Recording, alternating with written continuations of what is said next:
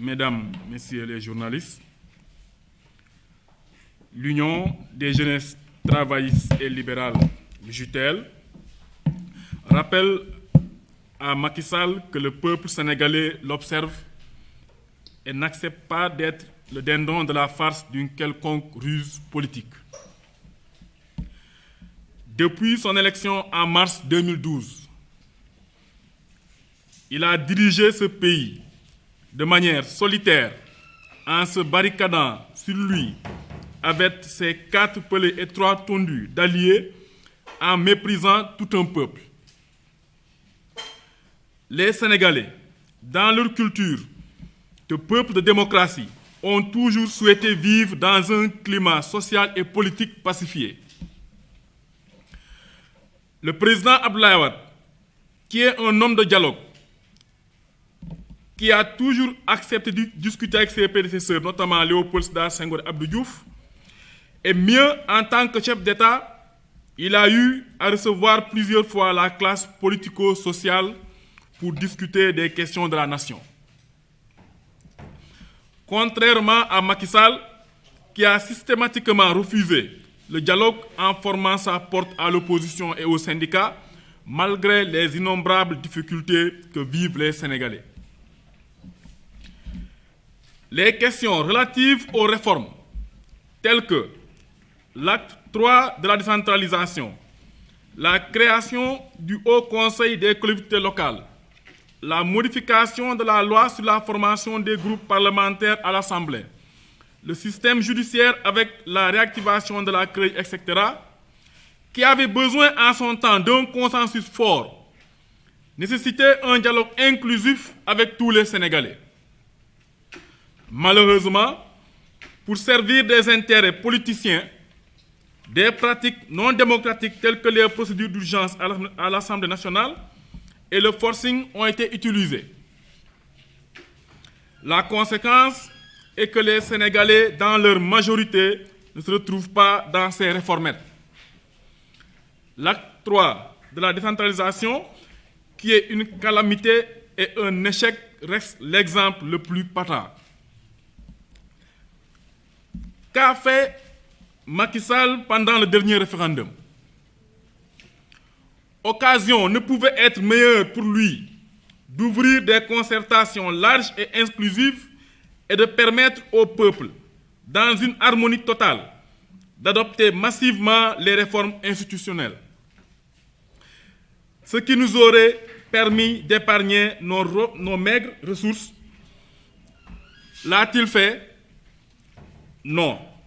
Il a préféré diviser les Sénégalais et mépriser leurs souffrances en leur imposant un référendum dont le contenu était loin de leurs préoccupations. Non, non, Macky Sall n'est pas un homme de dialogue jusqu'à preuve du contraire.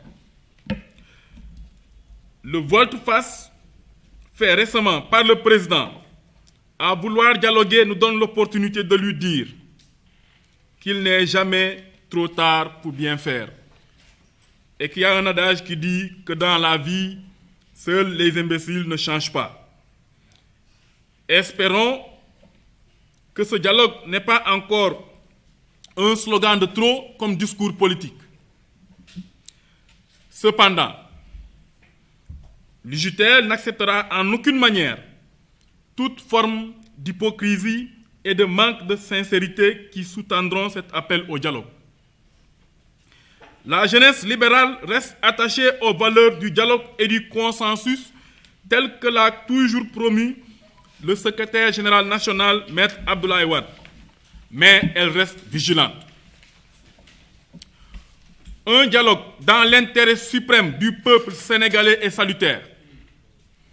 Nous sommes pour le dialogue aux seules conditions que ce dialogue aboutisse à la prise en charge des problèmes des Sénégalais et au règlement de la souffrance des Sénégalais.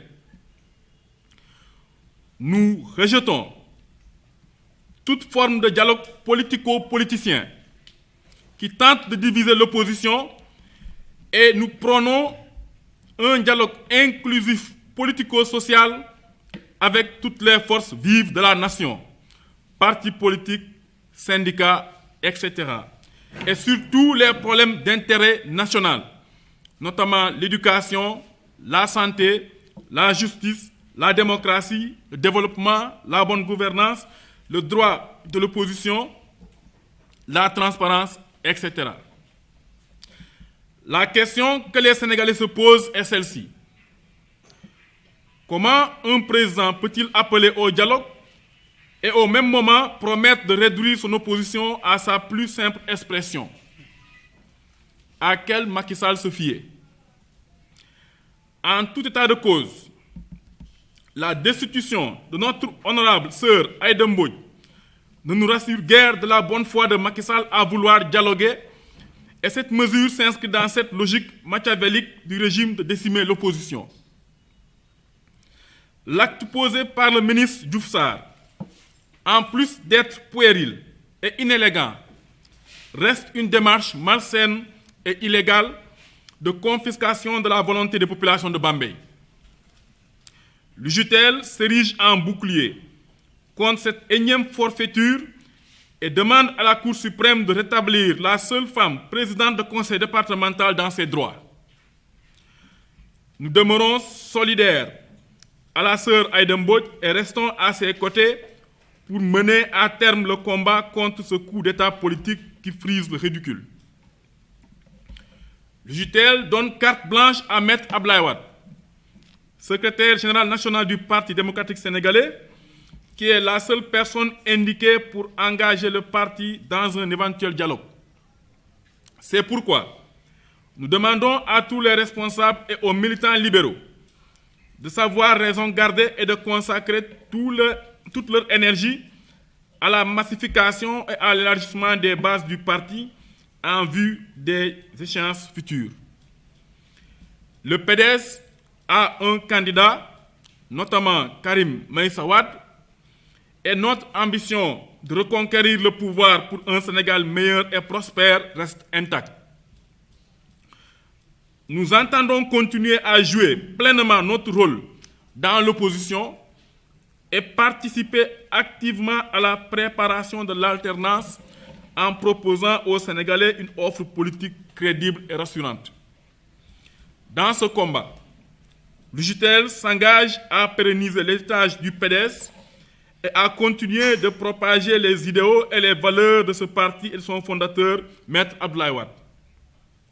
Dans le même sillage, nous invitons l'ensemble des militants, jeunes, des CLC et des CLF, et les jeunes sympathisants d'aller s'inscrire et de faire inscrire d'autres jeunes massivement dans les listes électorales.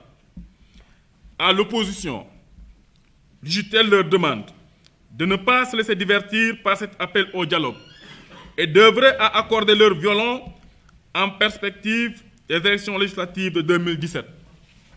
Vive le PDS, vive la jeunesse, vive Maître Wade et vive le Sénégal. Je vous remercie.